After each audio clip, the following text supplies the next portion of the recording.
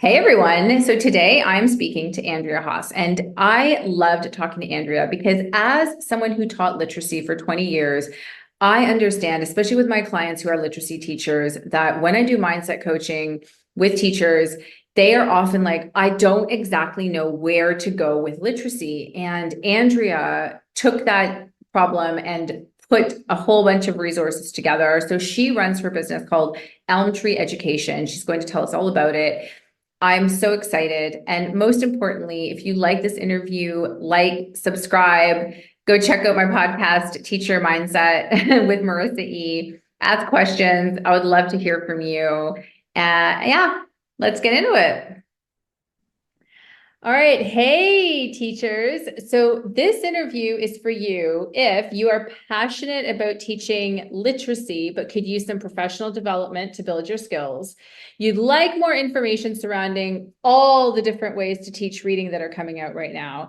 Maybe you'd like some strategies on how to deal with the different levels of literacy in your classroom among the students, or possibly you've been thinking about starting your own business.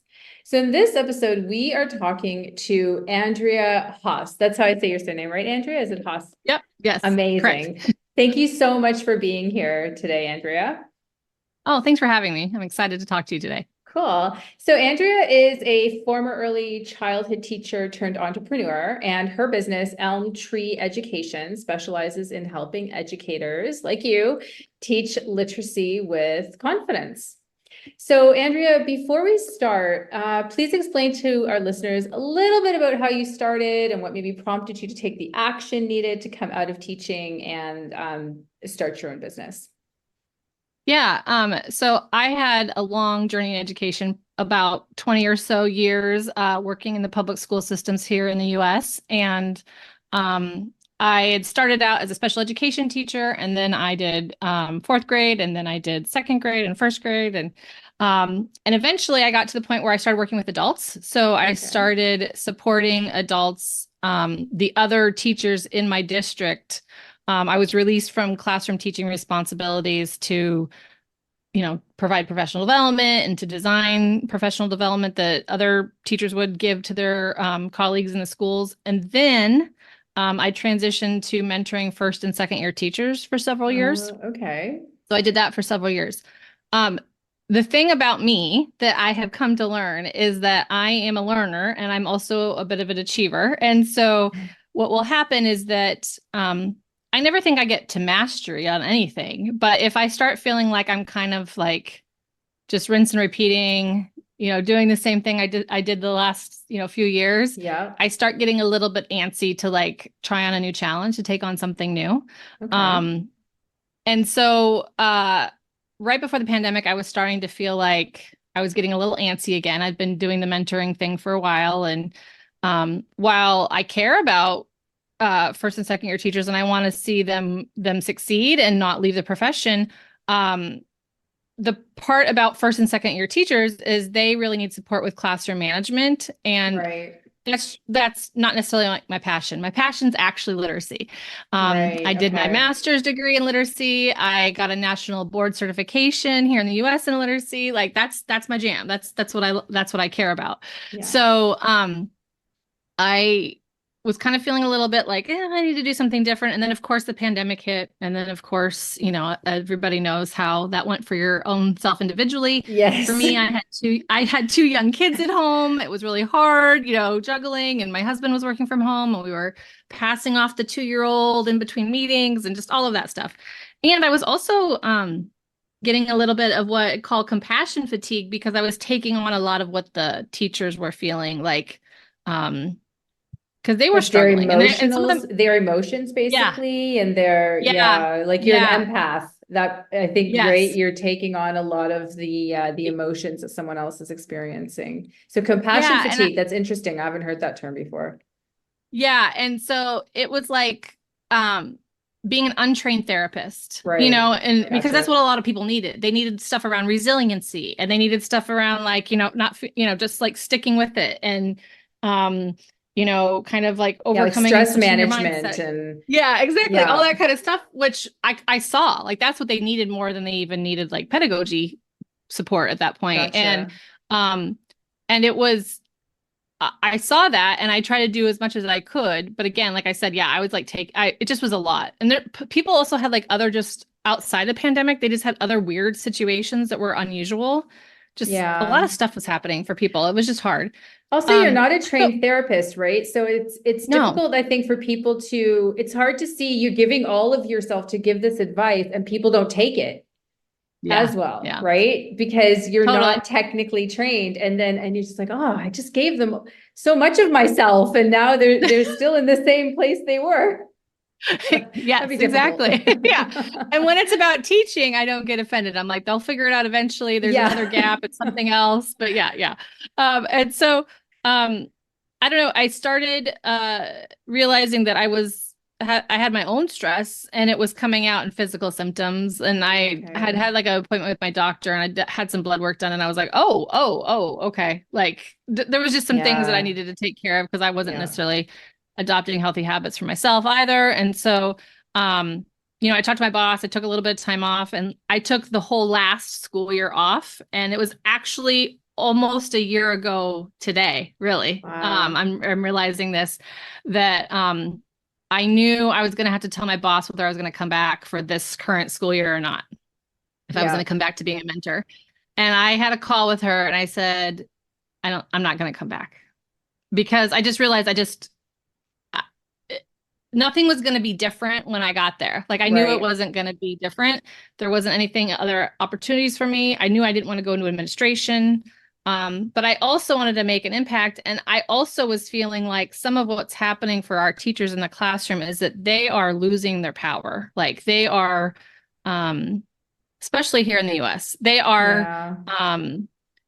there's so many mandates and there's so much blame on the teachers and there's so much, There's so much people. toxicity as well with other Yes. colleagues, which is very unfortunate. It's not like a team like Yes. bringing everybody up in a lot of schools. I don't want to say all schools, but Yeah, also, exactly. yeah, like the bureaucracy that comes from the top, right, is making so many Hmm. decisions, and all the decisions are being made by people who aren't in the classroom and haven't seen the change in these kids and the parents, Hmm. especially since Hmm. COVID. Exactly. Exactly. And I think there was a lot of talk about reimagining education and, we got to take care of the mental health of everybody and there's been talk about it, but there hasn't been any action about it Yeah. really. And I think that's what's tricky is that and you've heard a lot of buzzwords like self-care and toxic positivity and like, kind of all these things. And I'm not saying that they aren't true pieces. Like it's important to do self-care and, and that, yeah, sometimes the positivity is not what people need. They need to just be sat with and Yeah. acknowledged and seen and all those kinds of things. So I just been getting worried because especially from the literacy, since that is my passion, standpoint, I also had the privilege of doing some adjunct teaching at the local college for some Okay. pre-service teachers in literacy. And I know that the two courses they have in literacy are like not like they're barely scratching the surface of everything you'd really need to know if you're going to address all the what you said like about all the different levels of learning and literacy competence in your classroom. Yep. Um, And just the you have to components have of literacy itself, right? Like all the yeah. different actual, I mean, I was also a literacy teacher for 20 years, like all the different facets of literacy, Mhm. right? It's not Yeah. just a case of like, this is how we read. Like there's just Yeah. so much to it. Yeah. And so when they even talk about the reading wars and all that stuff, it's so ridiculous because it's like if it was simple, if it was like really black and white, we would have figured it out by now. But we Yeah, haven't because it's too complex. This is not like you said, it's not an easy thing. Like and so I think a lot of the attitudes about yeah, so it's the teacher's fault. They're not doing this, they're not doing that. If we just did this, then kids would be reading and blah blah like some of these things, it's like mm, I hear no. what you're saying, Yeah, but yet I don't think that that's the thing. Like I think you're going towards to try to treat like the symptom, but you're not going to the root cause, right. which is in our case, I think the root cause is that teachers need more training. They need more support. And Absolutely. um it doesn't stop once they get their first job. And even if they're lucky enough to have a mentor the first couple of years, like I said, I've seen. those teachers are so focused on classroom management. And like year 3, I feel like they're finally hitting their stride and they're ready to go like, okay, so how can I get better at teaching? And then like there's nobody there. There's not a lot of support. Not everywhere. Some places really invest in their teachers and they have some good instructional kind of coaching Yeah, we programs or should say that there consultation are programs. definitely schools out there Yeah. that where the admin is, really in Yep. support of the teachers, and the teachers have a great support system. But unfortunately, there are more and more schools coming on where the newer teachers don't have that support. And also, like in college, when you're learning to be a teacher, when it comes to literacy, there is so much that you are not taught. So now you go in, you're supposed to really know what you're doing when you're teaching, but you suddenly get frazzled because you're not 100% sure. And the kids pick up on that, hence all the classroom management Mhm. issues, right? It's like a Yeah. spiral. Yeah. Yeah.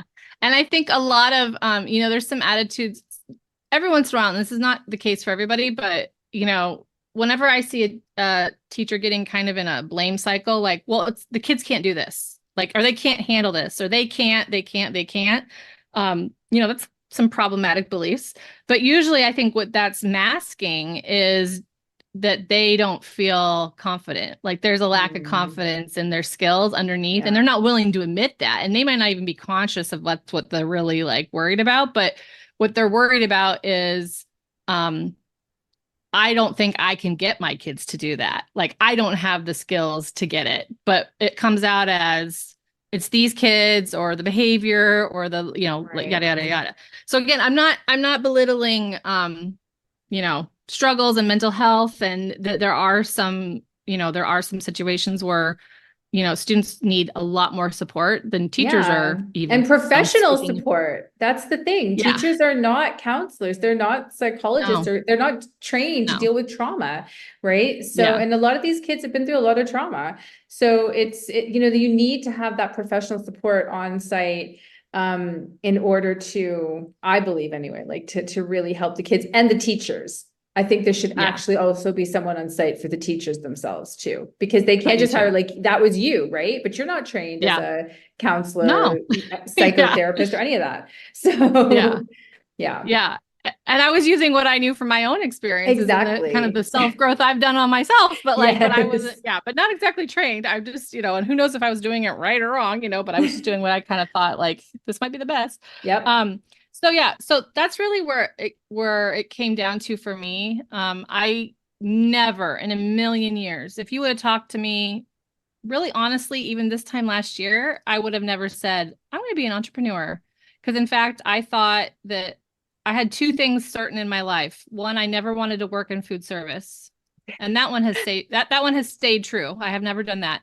And the other one was I didn't want to own my own business because I've seen other people that I know, good friends of mine and all the hustle and how hard it is and all these things. But it was funny because I was working with a coach, and kind of like when I worked with her and hired her about this time last year, I just started kind of like uncovering some things about myself and speaking of personal growth. And I was realizing like, oh, okay, if I want to try to have um, my life the way that I would like it to Hmm. be the top priority, the job has to fit into that, not my life fitting into the job, which is Right. what I've been trying to do kind of before. And so I was realizing, I am a mother who wants to go volunteer in her kids' classrooms, and I want to be able to pick them up, be here and pick them up off the bus and they get out of school, and some of those kinds of things. And um, you know, there's plenty of teachers that have kids that come and hang out in their classroom after school and do some of that, do some of those things, Yeah. or whatever. But I also knew I didn't want to go back to the classroom because I feel so strongly about some of these things around literacy, things around trying to keep good teachers in the profession. And if I wanted to have a bigger impact, it needed to be actually outside of the classroom so that I could be supporting teachers, which helps the kids. And then there's the trickle effect, it kind of spreads out Exactly. from there. Yep. And I knew that wasn't going to be possible in my former district. But there just wasn't anything for me to be able to do that. So as I just kind of kept uncovering this and like, what do I value and what's my passion and, what lights me up and all those things, I was realizing, Oh, I think I actually do have to start my own business. Was this a Because life coach? It sounds like, was it more of a life yeah, coach that you she's were working with? yeah, she is somebody who is trained in Clifton Strengths, which I don't know that you would even be familiar with that, but it's like an assessment that you can take. And it Okay.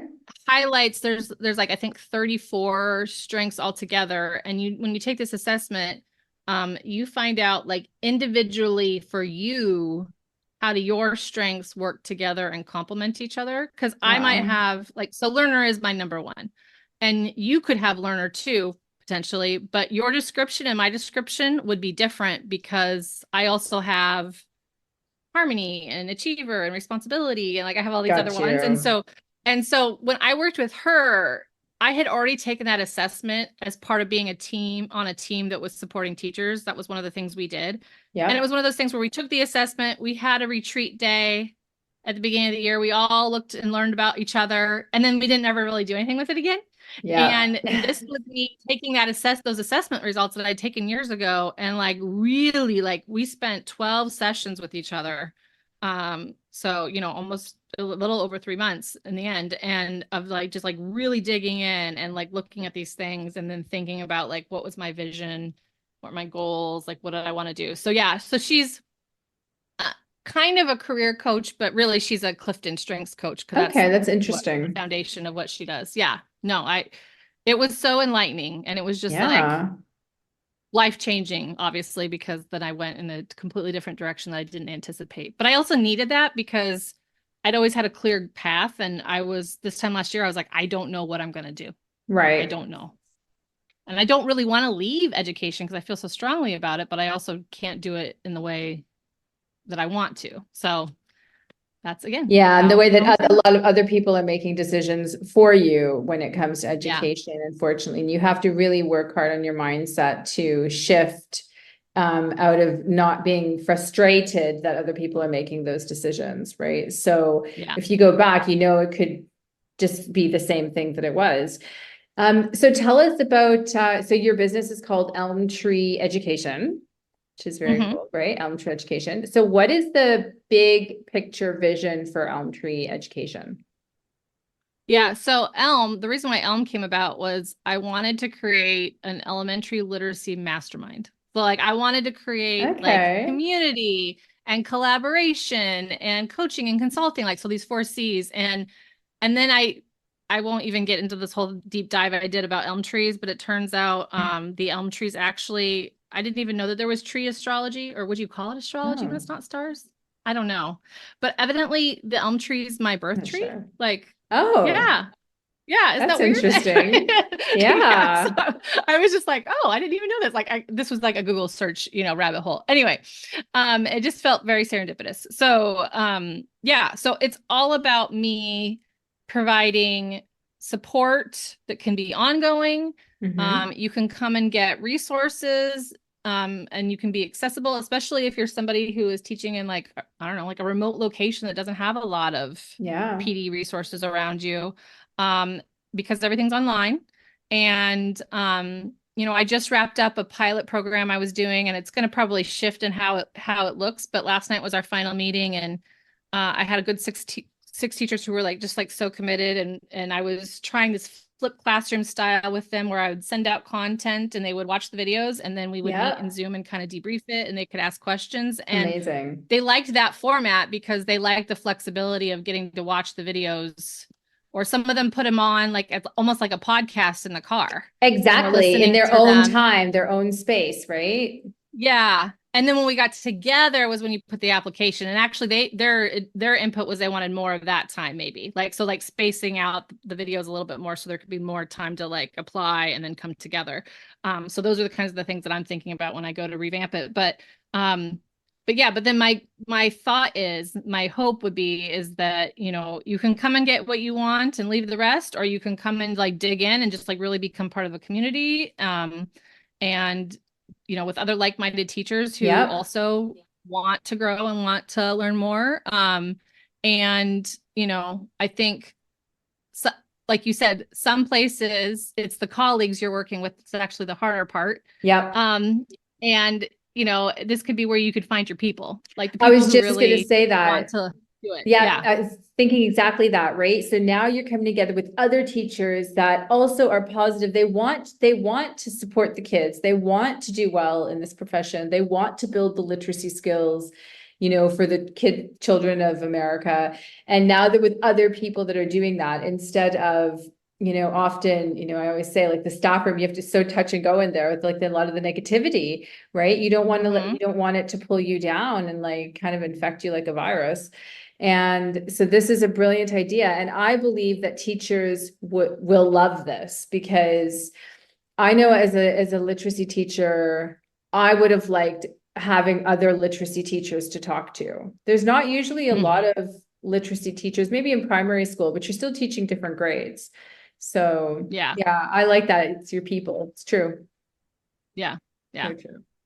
Amazing. So with starting the business, and like having not really thought of being an entrepreneur before, like many teachers, Mhm. were there any like specific fears or challenges that you can think about that you had to really push through, to come out with the business?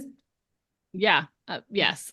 And I think the one thing I'm learning is it's also not just like one day where you're like, I've arrived and here I am. Yes. You're always gonna have these mindset things creep in. You're always gonna have the imposter syndrome feeling like, who am Right. I to start like an online business? Like, who's gonna listen to me?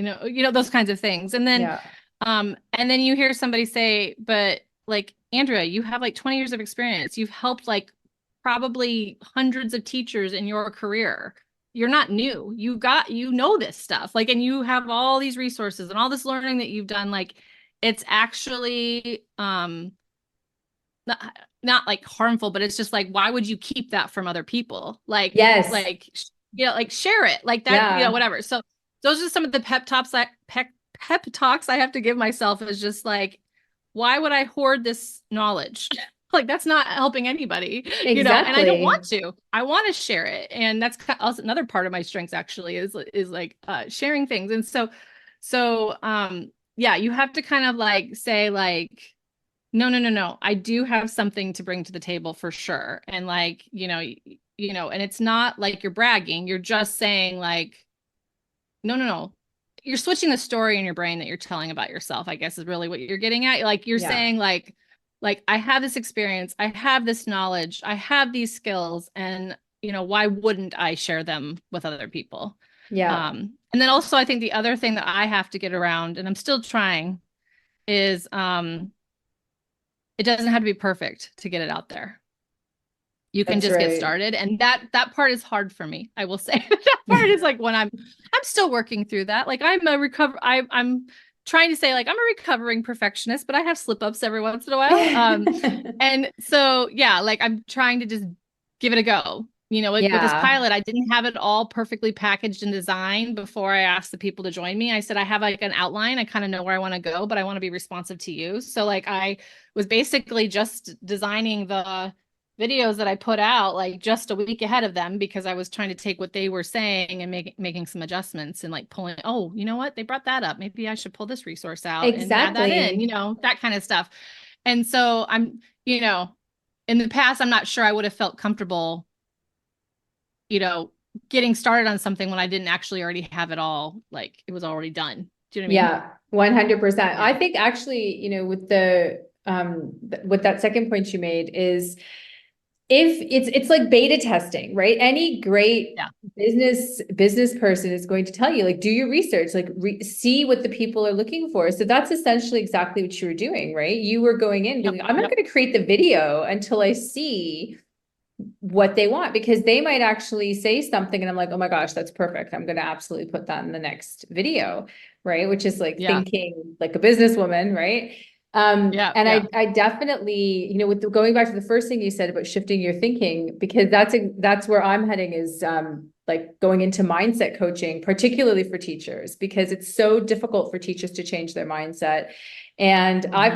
I've been coaching my friends with mindset since before it was even called mindset, like back when I was a Yeah. teenager. So I love it so much. And I'm excited to get into it, but it's like you say, it is a challenge. I've had to work on my own mindset before I Mhm. can decide to go in and work with other teachers and to believe that you have this knowledge you can share. And there are new teachers out there that are going to thrive because Mhm. they're listening to the expert, right? You almost have Yeah. to say, like, Yeah. I am the expert, 20 years, that makes an expert. Yeah, yeah, yeah. I have. Right? Yeah. Like I say, Yeah, I'll always say I've never arrived. And the moment that I think that I know it all, I should retire because like that's because you're never going to get to the like you're never going to get there in education. There's always something new to try, some new always. way to grow. And again, um, you know, we're not teaching robots, we're teaching children. So every year you have a new batch and there's going to be some new challenge that you're going to be like, "Oh, okay, well this is new. So how am I going to how am I Yep. going to address this child situation?" And so yeah, but don't discount the 20 some years of expertise that I do have because I do have that and it's not like I'm, you know, Yeah, you're talking not. and making things up here. I do know. Exactly. Exactly. Yeah. And I think also like now you have the time to do the research too, right? Yes. So if one of your teachers is experiencing a new issue, you're like, cool, let me research that. Let me find out if anyone else out there has experienced that because the teacher doesn't have the time. So it's also, a huge bonus for anybody who's going to be working with you. Yeah. And that's the other bit too that I really have started to feel passionate about. Like a lot of teachers are getting their information in really short sound bites. They are Mm, watching other teachers on TikTok. They're watching them on Instagram. They're watching, I don't know, just somebody saying like, again, like you were doing it all wrong. You weren't teaching enough phonics and you shouldn't do all the, like, that's kind of the stuff that they're taking in. But like what happens in those situations is it's like somebody has cherry picked some little point of view or yeah. view or research and the other the teachers don't have time to go back and like say like yeah but what's your source like what's your Yeah. source like how did you know that like where'd you get that information because I think that's the other bit is that a lot of research the gap between research and practice is pretty wide because some of the research is behind paywalls like if you are Yeah. a teacher who's not in the university system, you can't get to those research articles. Like That's a good they're, point. yeah. And also, the researchers are just trying to see if their hypothesis is true. And they're doing it in a very controlled situation. And they are never saying, this that I did in this study should be done exactly like this in the classroom, because they would be willing to say that because they know there's too many variables that happen in this classroom. Yes, So like, but people, exactly. I should say some folks have now have taken that research though as law. Like that's what we need to do. And and it's like, we need to take that information. It should definitely inform our practice. Like that definitely should inform our practice, but it's that middle part of like somebody having to take it and say like, okay, how do I take this research and then actually make it so that it's feasible to be done in the classroom because Yeah. these guys did this study with maybe like 3 kids in a laboratory. Yeah. That's not the same as doing it in a classroom where you've Yeah. got 30 kids. And So different like classrooms, different, yeah. there's different types of like affluence in different areas, which it Uh-huh. impacts the classrooms as well, right? There's tons of factors that are affecting the classrooms themselves. So you Yes. can't just say it's a one size fits all piece of research, right? You have No. to be able to implement it in a variety of classrooms to really see if what's going to work, what doesn't. Um, Exactly. yeah, no, 100%. Like I was gonna ask you if a teacher came to you and they're like, oh, okay, Andrea, I really am thinking about starting my own business. What is like one piece of advice or one or two pieces of advice you would definitely give them? I would say they should be really clear about their audience, like who are they wanting to help? Like Yeah. because I think right now there are some people who are like, well, I could help parents and I could help teachers and I could help tutors and like that and yes you Yes. can. But like I also think that some people will find you even if they're not your intended audience and then great. But like you do kind of have to pick like okay, who are the people and what is the thing? You know, what is the thing that you enjoy most about your job right now? What is the thing that really Yeah. lights you up?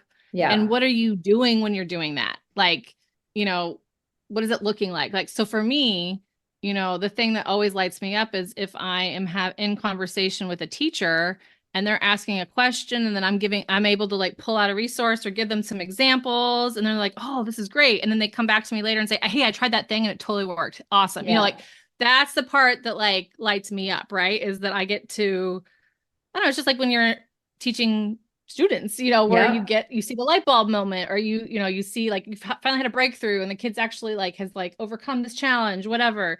So that's what I got really clear on is it's got to be about literacy and it's got to be, people who to be honest, people who want to work with me because I've also been in a job where I had people who were assigned to work with me and that's a whole different vibe. That's a Yes. different that's a different feeling and I'm just Yeah. really clear on that like I will help anybody who wants the help, but if you are being told that you must get help from me, you're less likely to be receptive to Yeah. feedback or to want to work with me because it's like a force thing or a requirement. So that's how I got clear is I knew I want to be a literacy, I knew I want to be teachers, probably teachers in years 3 to 10 in the profession or so, but honestly I've been people in my pilot, I had people who are 20 years and they still were saying that they got lots out of the pilot program. So, you know, Yeah, I because don't need to things limit keep it necessarily. changing. So even Exactly. at Yeah. 20 years, right? You're Yeah. you're Yeah. not teaching the way you were in year one. Yeah, exactly. Exactly. Exactly. So And so getting really clear about your audience and like your niche, your niche or whatever you want, however way you want to say it. I've heard it both ways. Just Don't worry. Can go yeah, either I think both way. ways are fine. um, but um, but like that you have to be really clear about that before you get Right. going because I think that if it's too ambiguous, if it's too wide open, if it's like that's going to be really hard. First of all, like I'm learning a ton about like messaging and marketing. Like that's really hard to market if you're just like don't have any sort of direction. 100%. I think also, when you're hyper focused in one area, you can do all the research in that area. So you can become the expert in that area, right? It's you don't, Hmm. jack of all trades, master of none. Hmm. You want to be the master in one area because Yep. people are going to come for you. Like let's say classroom management, right? Now if you're the expert in that, people will come to you because that's where their pain point is. That's where they need Yeah. help. And Yeah. so they're going to seek you out, right? But if Yeah. you're kind of, something about a lot of things, it's never can only chase. Hmm. I think it was Jack Ma who said like, you can't chase too many rabbits. If you Yeah. chase two rabbits, you Exactly. won't catch either. Exactly. Anyways, I Yeah. want And to you talk. have a lot of Yeah, oh, go go ahead. ahead. Sorry. No, no, no, you go ahead. I was I going to said go you on. have a lot of expertise in a lot of things. So like nobody's discounting that, but how are people getting in the door to work with you? It's not like you won't like Mm, it's not like I'm going to ignore the knowledge I have about classroom management if that comes up in a conversation, but that's not like you said that's not my focus. So I think if people are feeling like, but I know so many things, I don't know what direction to go. It's like, well, pick the one that lights you up the most. And don't forget that you have multitudes. You have like all these other things, like of course, experiences and skills and training and whatever, but yeah, pick the one thing. Like you said, don't chase too many rabbits because yeah, like yeah, yeah. it won't help you. No, it won't. Exactly, exactly. So let's go into literacy for a sec because that is your niche slash niche. Yeah. Um, so with teachers out there who are teaching literacy, like what are one or two strategies you might give teachers these days that might help them save time when it comes to teaching literacy? What are a few of your time savers? Yeah, I think the one thing that sometimes teachers do, not all, but sometimes teachers do is they get in their own way a little bit. Mm, And yep. what I mean by that is they talk too much or they try to put one more thing in that lesson, Yeah. like those kinds of things. And so I guess what I would say is, just be really clear, both for you and the kids, like what are we learning today? And I'll borrow a little bit of John Hattie. He's a researcher in Australia and he has a huge collection of visible learning. And he did a whole meta-analysis of like 2000 some studies and what are the most impactful, moves that teachers can make for student learning. And then he partnered with Doug Fisher and Nancy Fry in the US, and they've done a lot of work on this. But so they do a lot of talking about teacher clarity. And it's just like, you need to make sure that you and the kids know what are we learning today? Why is this important to me? Like, how is this Mm, relevant? And how am I going to know the success criteria? Like, how am I going to know that I've learned it? Like, what's yeah. my measure? Like, What's it look what do I know like? that yeah, what does it look like? And I think if you Good. can be really clear on those three things every time you are thinking of your lessons and thinking of even your small group instruction, and even when you come and just like work with a kid one-on-one, like, just keep it to that one, that one thing. What's the one thing we're learning today and why is it important? And then how am I going to know I got there? And it could be under an umbrella of a larger topic or a unit of Hmm. study that you're doing. But like, I think we get into trouble. There's teachable moments that happen in the classroom that you do want to like not like let slide by. And then there's Hmm. the thought process that we have in our head as teachers is like, oh, you know what else I could tell them right now is they could do this and this and this.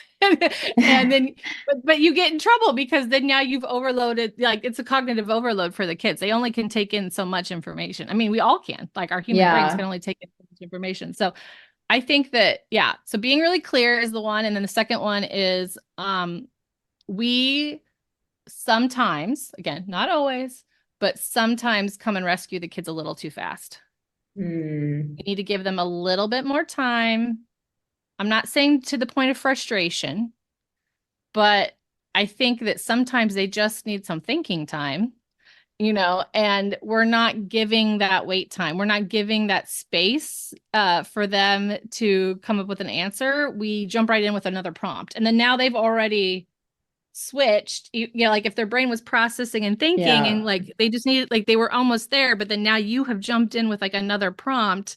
You've interrupted that thinking and now they've switched again. You know what I'm saying? And it just like, think about who's doing the work. Are you doing the work or are they doing the work? Like, I think that that's the part where we can get in our own way and Yeah. actually, It's if we're easy doing to more do of the that. Yeah, yeah, it yeah. And if we're is. doing more of the work than they are, it needs to be the opposite. Like, we Yeah. should like, like theoretically, I think like long time ago, Harry Wong said something about how it should be the kids that are leaving the classroom at the end of the day, like dragging, and then the teachers are like, woo, as opposed to the kids going like, it's good day, and the teachers are dragging themselves to the car, so that should be flipped. So yeah, just thinking about who's doing the work, and maybe sometimes you need to just stop talking and listen a little more. I hear. I also like with your first point about telling the kids the why, right? I think sometimes I used to forget that too, but just especially this generation likes to know why. And I think even something Mhm. simple as like, why is it important to know how to use a comma? Right. Yeah, Well, yeah. because it helps, if you want to be a writer, you want to be a communicator, or Mhm. I remember reading an article where a misplaced comma cost a company like $1 million. And Yeah. so I think just helping kids understand that communication is something that AI can't do for you. Mhm. It can Yeah. help you with your writing and all of that, but it can't help you understand and learn and be that great communicator. So I Mhm. like that why. Why is this important? Why should you Mhm. care about what we're doing today? I think Yeah, that exactly. that's powerful. I like that.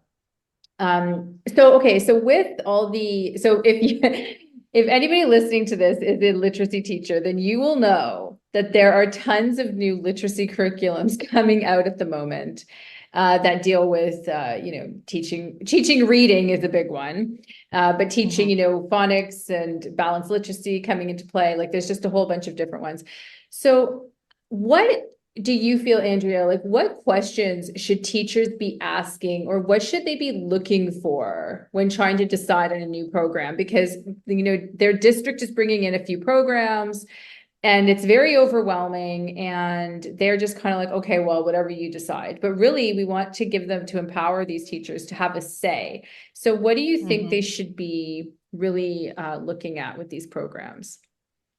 Well, I would be saying that there is no silver bullet when it comes to curriculum. Like, there's never going to be one that is going to meet all of your needs. And I'm not saying that there isn't some that are better than others out there, but again, you aren't teaching robots. And also the people who develop this curriculum probably are making a lot of assumptions about the students who are in the seats in front of you. Right. And that may not match, and so when you're looking at curricula right now, I think it's also super important to be aware of the fact that, publishers, of course, want to make money. So they are marketing these packaged curriculum to be your one-stop shop, all-in-one, yada, yada, yada, program, because they see this district over there really is focused on X, and then this one wants Y, and then this one wants Z, and they're like, well, we'll put X, Y, and Z in there. Yeah,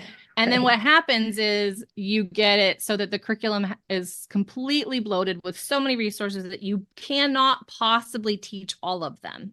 There's like no way to teach all of them. And it's so overwhelming for teachers.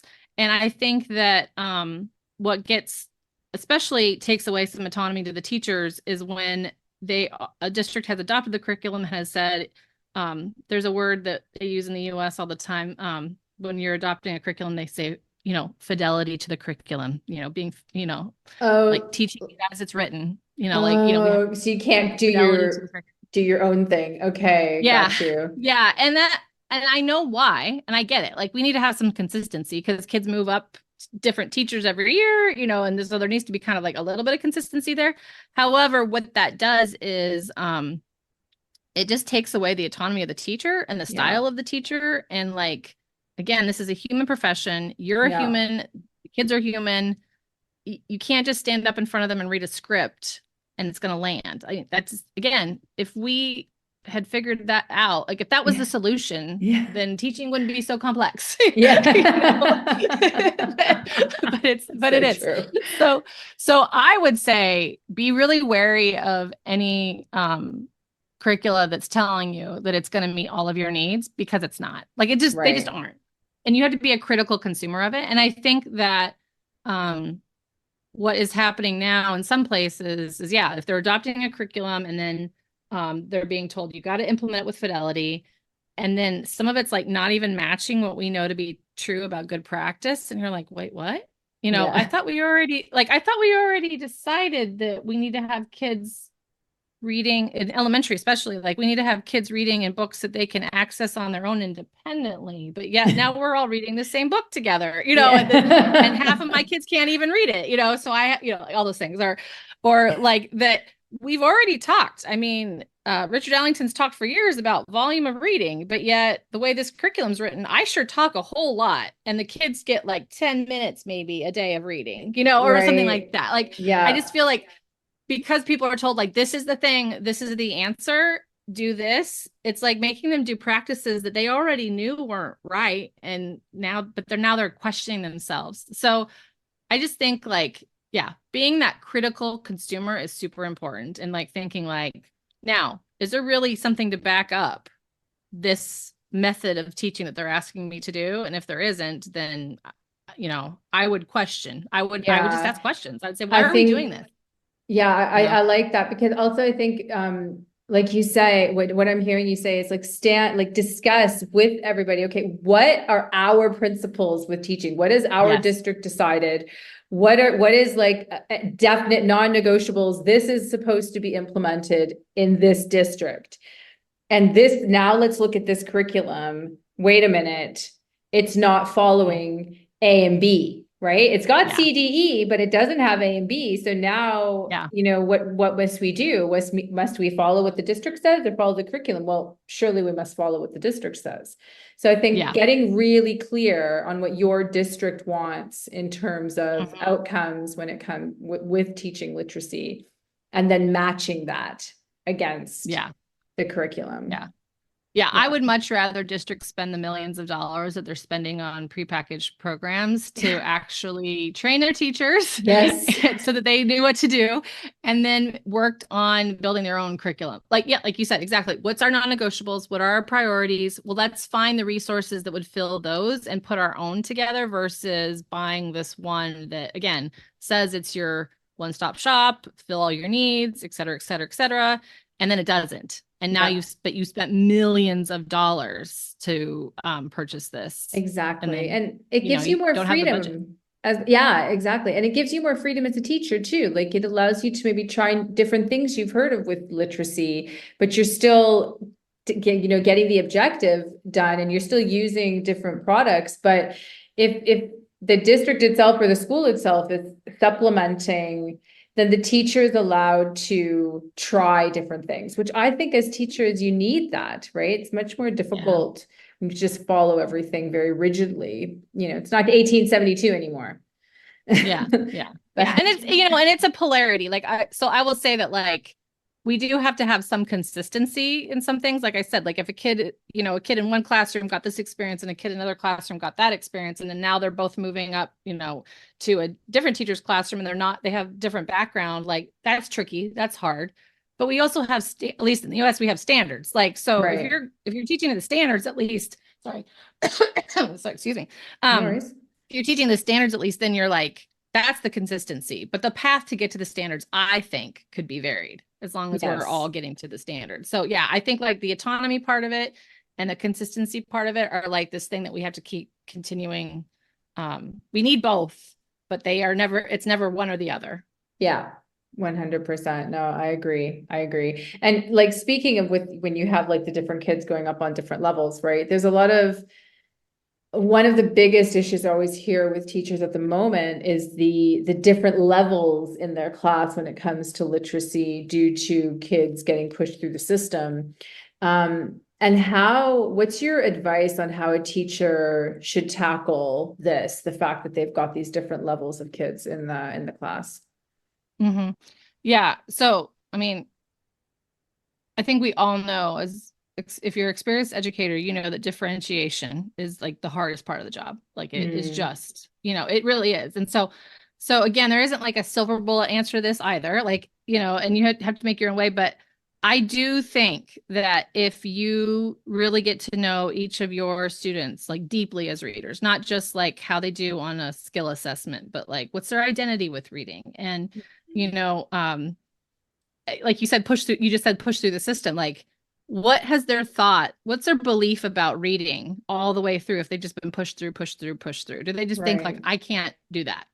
Like, is that the kind of belief that they have, or is there those kinds of things?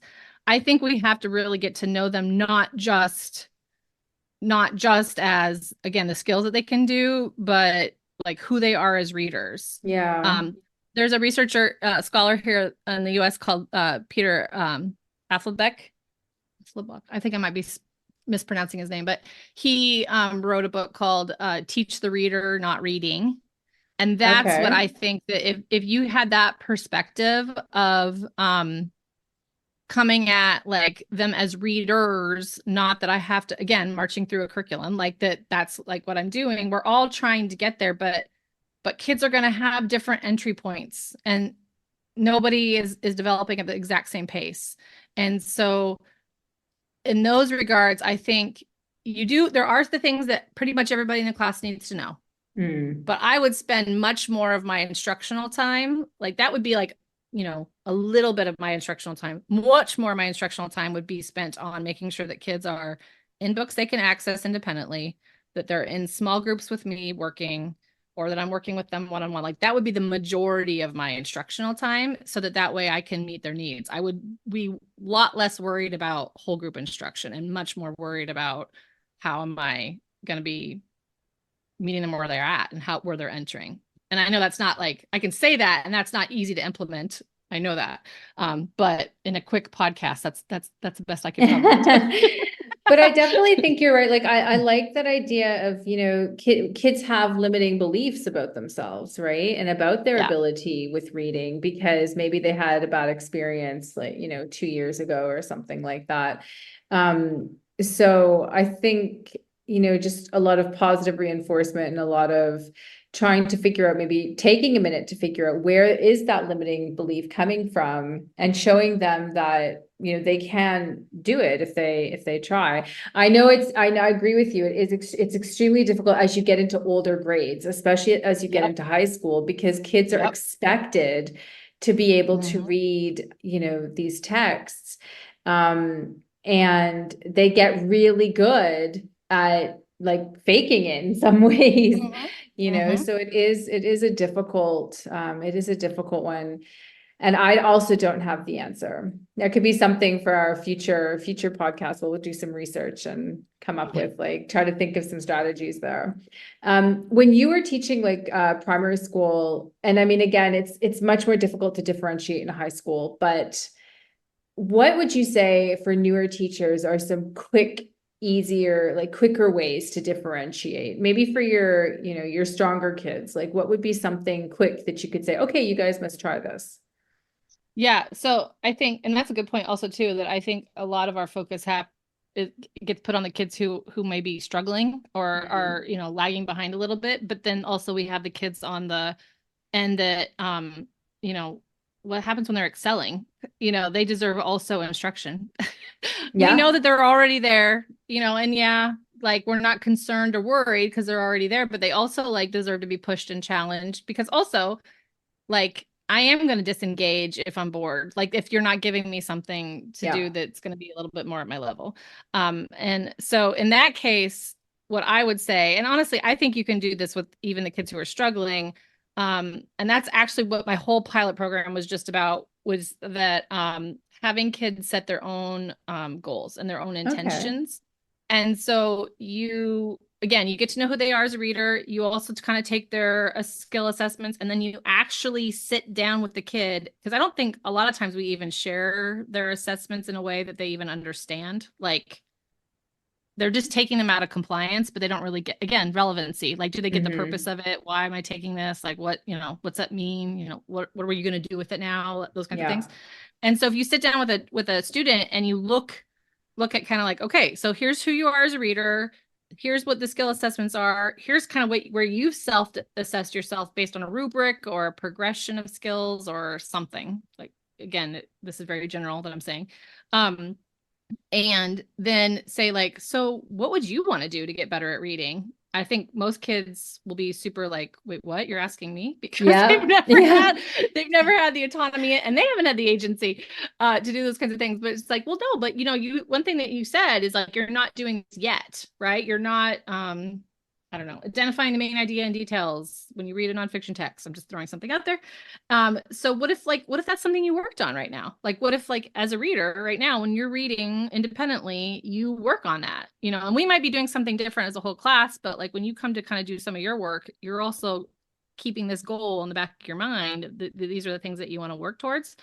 And I think especially with our kids who need some challenge, it's good for them to see like I was literally just having this conversation last night with my teachers in my group that like those kids who are like, yeah, but I already know that. I already know Yeah. that. I already know that, or whatever. And it's like, and they may, and they also may not, but they're so used to just like having it be easy to them and come easy to them. And so it's actually really good for them to evaluate themselves and say, like, if I'm going to say, like, we're writing a response about something we've read, and this would be like a 1-star response, this would be a 2-star response, and this would be like a 3-star response. They could be like kind of like grade leveled, but you don't have to say that to the kids. Like, where would you put your response? Like, if you look at your response compared to these kind of exemplars, like, where would you put yours? Oh, Mm. two, you think probably two? I agree with you. So, what else would you need to add to it to make it a 3-star response? And like Nice. that's the kind of stuff that I think that again, we could try to put more of the work on them a little bit to do a little bit more of their own analysis of their work and then set their own goals and then have that feeling of ownership. And they're going to be much more bought into what you're doing. Because again, we're getting back to that relevancy piece. Like it's relevant now because like I have Hmm. decided that this is what I want to work on. So, um, and it's hard to do when you have a class of 25, but it's not impossible. And I think just starting with small steps too, like you're not going to change things overnight. Like start with like a small group of your kids and try that on. You don't have to do it on all Yeah. your students. Um, I was Maybe thinking you as do. well, like figurative language, right? Oh So, yeah. okay, you want to be a good writer. Okay, well, find 5 examples of personification that you really like, and then Yep. tell me why you Mhm. like them. Yeah. Like that's something sort of quick where they can like use the text they have, but Yep. see, okay, where is the writer like what's your favorite sentence? Why is it your favorite sentence? What do you like about what the reader Mhm. did here, the writer did here? Would you be able to try and use that in your writing? So that's Yeah. also something, and they can set those goals themselves. If they've got those goals like at the back of their book, they can always go back to them. Even if they've got maybe 4 or 5, you could set them at the beginning of the term and they Mhm. can work on them consistently throughout the term. So you don't have to keep thinking of new things Yep. for them to Yeah. like put into practice. Yeah. And then just having that, making sure that you're giving them time and space to reflect on their progress Yeah. of it too. So how are you doing on working towards that goal or intention? Yeah. Yeah.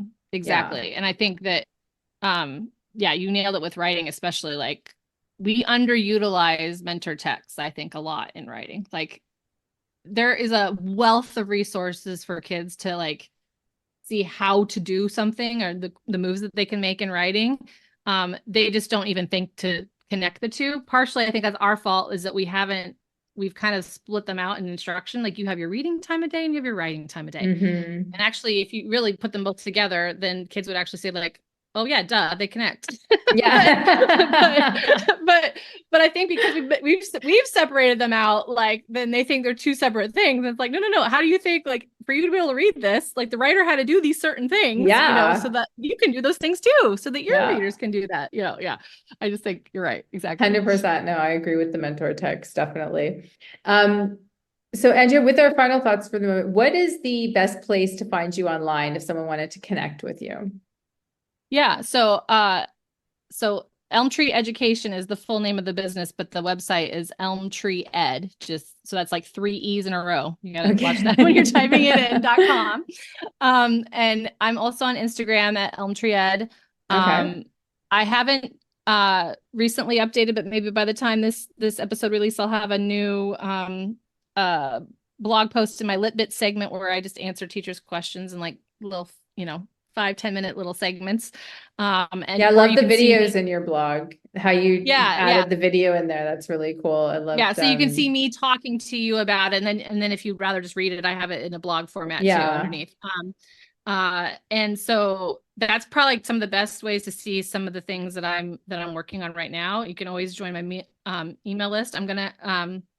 Shortly, I'm gonna have a new resource that I put together where speaking of like pulling together resources for people, I've tried to like make like a little quick guide for folks who are still feeling like they don't really understand phonological awareness or phonics and like what does that all yeah, mean, especially some of your upper level teachers who maybe have a kid who actually needs to go back to some of those more foundational skills.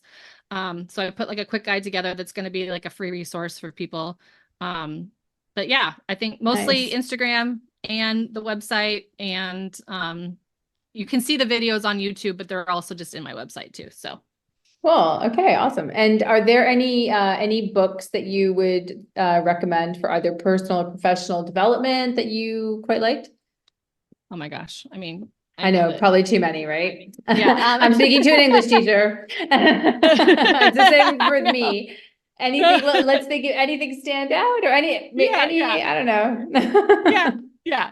Well, so just teaching instruction in general, I definitely say if you aren't familiar with John Hattie's Visible Learning, he did Visible Learning, the sequel, just last year, and it looks like a real thick book, but once you realize like what he's talking about with effect sizes, you can actually kind of dissect it easily. And he does have a website that you can see him in like more like infographic form instead of like, but the book is like tells you why, gives you more Okay, information about why.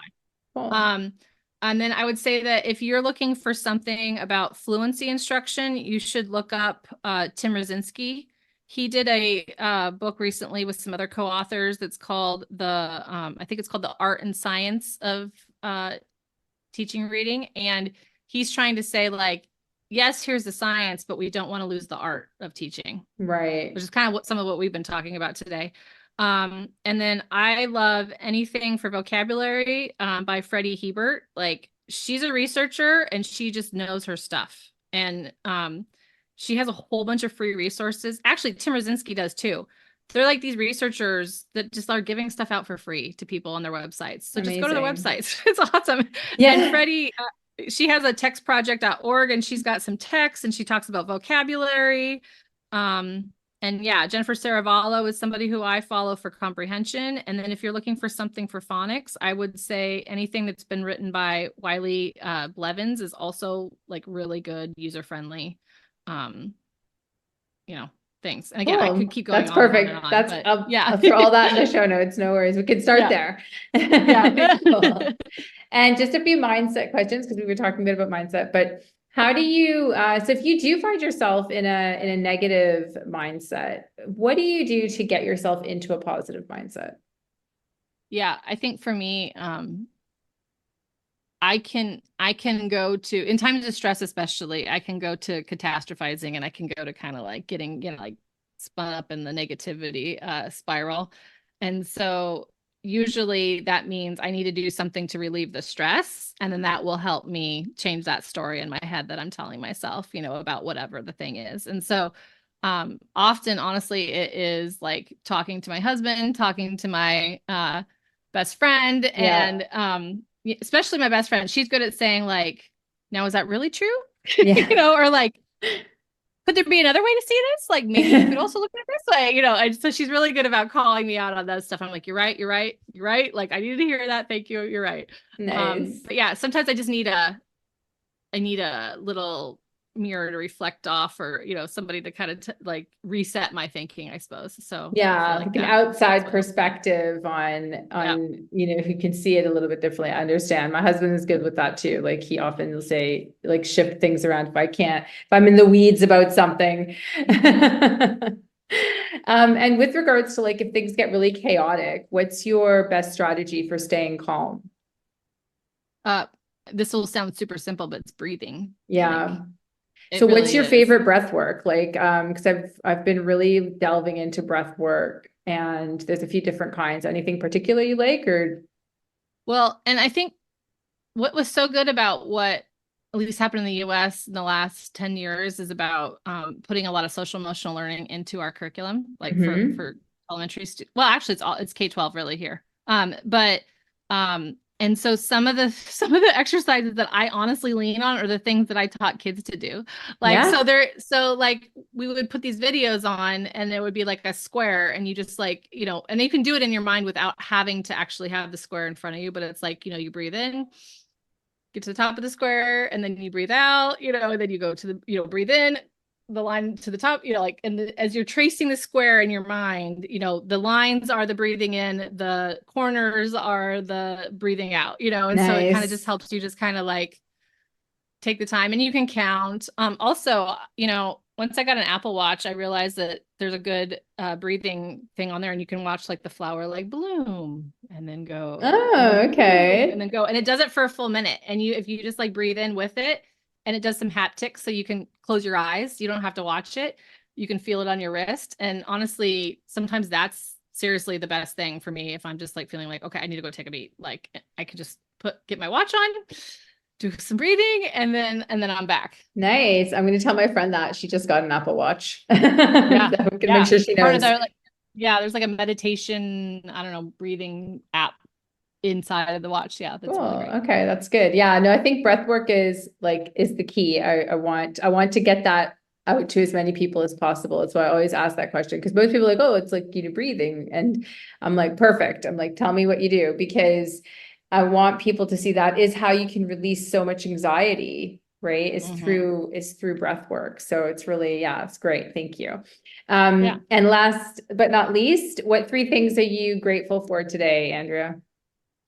Well, today I'm definitely grateful for a husband who is supportive in this journey, because for me to quit um, and not have a salary come in anymore, to Yeah. be able to support that while I transition to here and earning some money that I can start paying myself, has been super important and super Yeah. invaluable. And then yeah, and then I would just say the same thing about like the friends of mine who, you know, give me good feedback, good like reality checks, and also, just like love my kids like they were their own kids, and step in if I need help, and um and help take care of them, and just kind of like other, they're family but not family. My Yeah. kids see them as like aunts and They're your uncles, but they're village. not.